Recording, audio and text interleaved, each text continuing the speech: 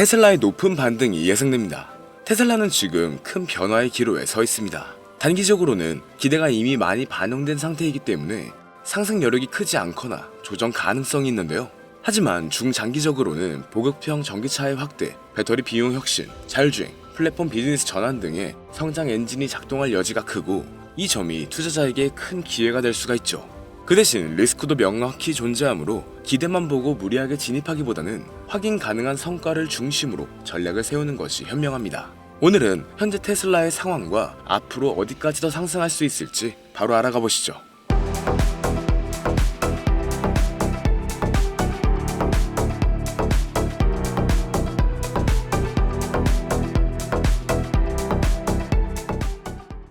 현재 12개월 주가 목표치를 보면 중간값 기준으로 $400 안팎 수준이 제시되어 있고 주가 대비 상승 여력은 제한적이라는 시각이 많은 상황입니다.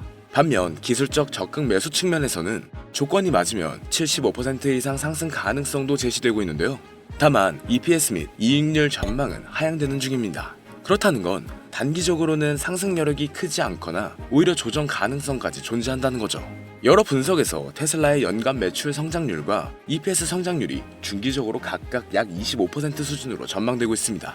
보급형 전기차 모델 확대 및 가격 접근성이 향상되거나 배터리 기술, 특히 자체 배터리 4680셀의 비용 리더십 확보, 여기에 자율주행 기술 및 로보택시 비즈니스의 상업화 가능성 등 장기적으로는 테슬라가 전기차 이상의 플랫폼 기업으로 재평가될 여지가 존재하는데요.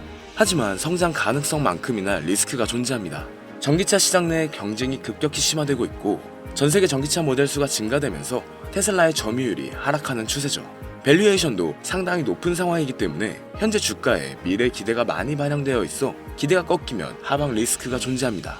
그렇기 때문에 지금 시장에서는 의견이 크게 갈려 있는데요. 어떤 전문가는 테슬라가 앞으로 몇 년 내에 큰 돈을 벌 것이라고 보며 아주 낙관적입니다. 반면 다른 전문가는 밸류에이션이 이미 높아서 리스크가 크다라고 경고하고 있죠.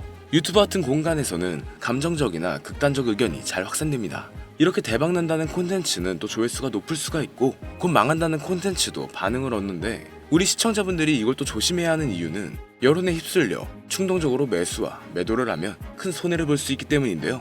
자, 그리고 이렇게 영상을 시청하시는 많은 분들이 투자를 할 때 유튜브 검색이나 SNS 그리고 지인들에게서 정보를 얻습니다. 하지만 그 정보가 정말 믿을 만한 정보일까요? 투자는 종목을 선택하고 타이밍을 잡아서 수익을 내는 확률 싸움입니다. 그리고 그 판단의 근거가 많아질수록 확률이 높아지고 리스크는 상대적으로 낮아지죠. 그래서 잠시 오늘 영상에서는 그 확률을 높이는 머리를 이식해드릴 예정인데 조금만 더 집중해주시면 앞으로 투자함에 있어 분명 좋은 결과를 얻으실 수 있을 겁니다. 먼저 이전 영상에서 리스크 관리가 필요한 때라고 공유를 해드렸었는데 마침 미국 주식과 가상화폐의 하락이 이어지고 있습니다. 미리 준비한 우리는 앞으로 더 좋은 기회를 잡을 수 있을 것 같네요. 그런데 여러분, 정말 유튜버, 인플루언서의 그럴듯한 말들을 믿으시나요? 그들은 사실 여러분들이 돈을 버는 것에는 관심이 없습니다. 물론 좋죠. 구독자와 팔로워가 늘어날 테니까요. 하지만 그들은 여러분의 인생을 책임져 줄 수는 없습니다. 저 또한 마찬가지고요. 그리고 정말 그들이 전문가일까요? 물론 자료 조사를 더 많이 할 테니 평균보단 나을 수 있습니다.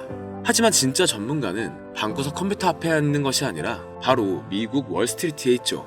그럼 이제부터 우리에게 정말 필요한 정보들만 쏙쏙 빼와서 객관적인 시각에서 공유드려 볼게요.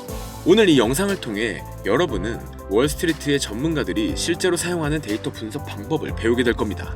지금부터 말씀드릴 4가지 데이터만 추출할 수 있다면 여러분도 월스트리트 전문가들과 같은 시각으로 시장을 바라볼 수가 있어요. 첫 번째 핵심 데이터는 내부자 매수 동향입니다. 이런 질문을 해보면 좋습니다. 최근 CEO나 CFO와 같은 임원들이 자기 회사 주식을 사고 있는가? 내부자가 자기 돈으로 사는 건 미래 실적 자신감의 신호인데요. 특히 대량 반복 매수는 강력한 긍정 신호죠. 회사의 미래를 가장 잘 아는 사람들이 자기 돈을 거는 거잖아요.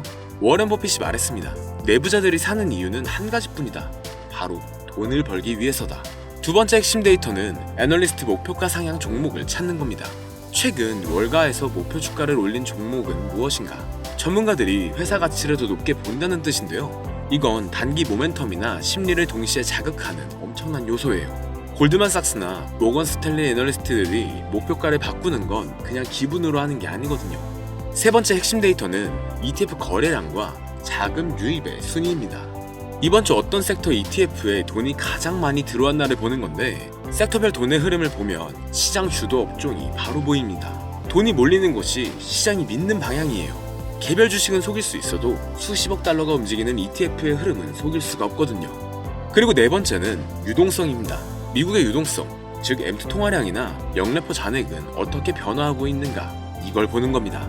유동성이 늘면 위험 자산에 돈이 잘 들어오고 줄어들면 투자 위축이 옵니다. 시장 전체를 움직이는 연료 같은 개념이 되는 거예요. 내부자가 자기 주식을 사고 전문가가 목표가를 올리고 돈이 한 섹터에 몰리고 시장 유동성까지 늘어나고 있다? 이건 그냥 돈이 몰리는 자리입니다. 단순히 감으로 투자하는 것과는 차원이 다른 거죠. 우린 이렇게 객관적인 근거와 정확한 데이터를 바탕으로 의사결정을 할 수가 있습니다. 누가 좋다고 해서 그냥 막 투자하는 것과는 다른 결과가 나오는 것은 당연한 사실이 아닐까요? 생각보다 너무 많은 것들을 알아봐야 해서 아마 하나하나 찾아보시는 분들은 극히 드물 겁니다. 그렇기 때문에 이런 방법들을 아주 쉽게 찾을 수 있는 방법을 바로 공유해 드릴게요. 자, 그럼 이제 AI로 실제로 아주 쉽고 빠르게 분석해 볼 건데, 첫 번째 전략부터 시작하겠습니다. 내부자 매수 동향을 분석하는 건데 조금만 상상을 해보세요. 여러분이 어떤 회사의 CEO라면 회사의 미래를 가장 잘 아는 사람이겠죠. 그런데 그 CEO가 자기 돈으로 자기 회사 주식을 대량으로 사고 있다면 이건 그냥 시도가 아니라 강력한 확신의 표현이에요. 미국에서는 SEC 규정에 따라 모든 내부자 거래가 공개됩니다. 하지만 이 데이터가 워낙 방대해서 일반인이 분석하기엔 어렵고 또 많이 귀찮죠. 하지만 이제는 AI가 이 모든 걸 실시간으로 분석을 해줍니다. 2022년 말 메타의 마크 저커버그가 2년 만에 처음으로 자사주를 매수했을 때를 기억하시나요? 그 이후 메타는 큰 폭으로 상승했습니다. 우연일까요? 절대 아닙니다. 내부자들은 분기 실적 발표 전 일정 기간 동안 매매가 금지됩니다. 하지만 그 금지 기간이 끝나자마자 매수한다면 이건 다음 분기 실적에 대한 강한 자신감을 의미하는 거죠. 그럼 제가 실제로 AI에게 질문을 해볼게요. 여러분도 똑같이 따라하시면 됩니다. 보이시죠? 정말 흥미로운 결과들이 나오고 있어요. 임원들의 매수 방식과 패턴을 보면 신규 진입 케이스와 일정 가격 이하에서 반복적인 대량 매수 패턴이 발견되었습니다. 그리고 주된 종목은 헬스케어와 바이오테크 종목이네요. 이런 기업들도 주목해보면 좋겠습니다. 여기서 중요한 건 단순한 매수가 아니라 패턴의 변화입니다. 예를 들어 평소에 주식을 안 하던 CFO가 갑자기 대량 매수를 시작했다면 이건 회사 내부에 우리가 모르는 큰 변화가 있다는 신호일 수가 있죠. 헬스케어와 바이오 섹터에서 공격적인 대량 매수가 발생하고 있고, 테크와 IT 종목도 대량 반복 매수가 되고 있는데요. 그리고 금융, 리츠, 부동산도 앞으로의 금리 인하 기대감 때문에 신규 매수가 늘어나고 있음을 볼 수 있습니다. 이건 놓치면 아쉬운 좋은 신호로 보여지는데, 하지만 내부자 거래 분석에도 한계가 있어요. 내부자들도 때로는 잘못 판단할 수 있고 매수 이유가 투자 목적이 아닐 수도 있겠죠. 그래서 다른 지표들과 함께 종합적으로 판단하는 것이 좋습니다. 그럼 바로 다음 지표를 살펴볼게요. 우리의 두 번째 무기는 애널리스트들의 목표가 변화를 추적하는 거예요. 월스트리트의 애널리스트들은 여러분이 생각하는 것보다 훨씬 신중합니다. 그들이 목표가를 바꾸는 건 그냥 기분에 따라 하는 게 아니거든요. 골드만삭스나 모건 스탠리의 애널리스트가 목표가를 올린다는 건 그 뒤에 수십 시간의 분석과 경영진들과의 미팅, 그리고 회사의 펀더멘탈 변화에 대한 확신이 있다는 뜻입니다. 특히 우리가 주목해야 할 것은 연속적인 상황입니다. 한 애널리스트가 목표가를 올리면 다른 애널리스트들도 따라서 올리는 경우가 많아요. 그럼 이때가 바로 기회가 되죠. 2023년 초 엔비디아를 기억해보세요. AI 붐이 일어나기 전에 이미 애널리스트들은 목표가를 연쇄적으로 올리고 있었습니다. 그 신호를 읽은 투자자들은 큰 수익을 얻었었죠. 그럼 또 다음 질문으로 넘어가 보겠습니다. 여기에서도 정말 흥미로운 결과들이 보이네요. 엔비디아에 대해 여러 애널리스트들의 목표가를 올렸습니다. 상향 이유를 보면 AI 인프라 수요와 미국 정부의 수출 허용 때문이었는데, 기술주가 아닌 월마트도 3명의 애널리스트가 평균 14% 이상의 상승 여력을 보고 있다는 점을 주목하면 좋겠는데, 여전히 목표가와 현재가의 괴리가 너무 클 때는 과도한 낙관 때문에 오히려 위험한 신호일 수 있으니 주의하시면 좋겠습니다. 기술주에서는 AI 관련 기업들의 목표가 상향이 두드러져요. 소비 리테일 같은 경우는 공급망, 관세 이슈 극복이 있고, 금융주는 성장 지속성으로 높은 평가를 받고 있습니다. 주요 기관들의 특징을 살펴보면 골드만삭스는 AI, IT, 헬스케어 등 대형주에 집중하고 있고, 모건 스탠리는 은행, 리테일, 리츠 등을 신중하게 상향 조절했습니다. JP모건은 금융, 테크, 소비 대기업 위주로 시장을 바라보고 있네요. 그리고 이 내용을 파악할 때 목표가 하향 조정도 놓치면 안 되는 중요한 신호예요. 성장성이 둔화되는 경우나 지정학적 리스크가 있는 종목들은 목표가 하향 압력을 받고 있습니다. 이 내용을 바탕으로 3명 이상이 동시에 목표가를 올린 종목을 주목하고 상승 여력이 15% 이상인 종목을 선별, 해당 섹터의 펀더멘탈 계산 여부를 확인한 다음 목표가를 올린 애널리스트들의 과거 정확도를 체크해보면 좋습니다. 다른 지표들과의 일치성까지 확인하면 애널리스트 목표가를 활용한 투자 전략을 수립할 수가 있죠. 또 세 번째 비밀은 ETF 자금 흐름을 읽는 거예요. ETF는 돈이 어디로 흐르는지 보여주는 가장 정확한 지표입니다. 앞서 말씀드렸던 개별 주식은 속일 수 있어도 수십억 달러가 움직이는 ETF의 흐름은 속일 수가 없어요. 기관 투자자들이 어떤 섹터에 베팅하고 있는지, 또 어떤 테마가 뜨고 있는지, 심지어 지정학적 리스크에 어떻게 대응하고 있는지까지도 모든 게 ETF 흐름에 나타납니다. ETF 자금 흐름의 가장 중요한 특징은 선행성이에요. 주가가 움직이기 전에 먼저 자금이 움직이는 경우가 많다는 뜻입니다. 이건 정말 강력한 힌트죠. 2022년 러시아 우크라이나 전쟁이 터지기 2주 전 이미 에너지와 방위 산업 ETF에 자금이 몰리고 있었어요. 뉴스보다 돈의 흐름이 더 빨랐던 거죠. 여기서도 재미있는 패턴이 보이네요. SP500 관련 지수와 나스닥 종합지수에 엄청난 자금이 유입되고 있어요. 순자금 유입이 가장 많은 ETF를 살펴보면 대형주, 성장혁신주, 장기채, 그리고 실물자산, 원자재에 돈이 몰리고 있음을 볼 수가 있습니다. 레버리지를 활용하고 있는 ETF들에서 자금이 빠져나가고 있고 인플레 경제감에 장기 채권에서도 일부 유출이 지속되고 있는데요. 테마의 변화를 보면 AI 관련 ETF들이 압도적인 자금 유입을 보이고 있습니다.